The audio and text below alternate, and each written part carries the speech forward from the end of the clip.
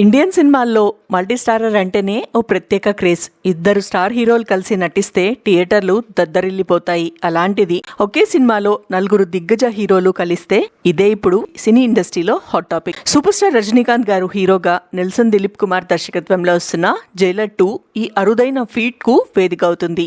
గతంలో వచ్చిన Jailer box office ను షేక్ చేసిన సంగతి తెలిసిందే. Rajini style, Nelson taking, Anirudh music అన్నీ కలిసి సినిమాను బ్లాక్ బస్టర్ చేశాయి.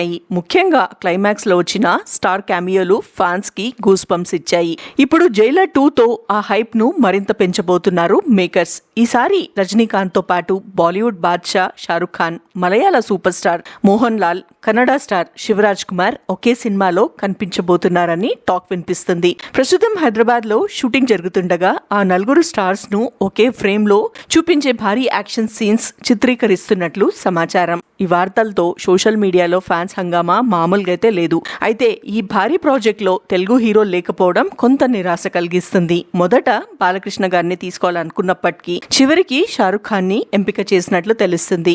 సన్ పిక్చర్స్ నిర్మిస్తున్న ఈ సినిమాకి అనిరుద్ సంగీతం మరో హైలైట్ అనే చెప్పాలి. ఈ రేర్ కాంబినేషన్ బాక్సాఫీస్ వద్ద సునామీ సృష్టించడం ఖాయమని అంచనాలున్నాయి. మొత్తానికి జైలర్ 2 తో ఇండియన్ సినిమా మరో లెవెల్ కి వెళ్లబోతుందనే టాక్ గట్టిగా వినిపిస్తుంది.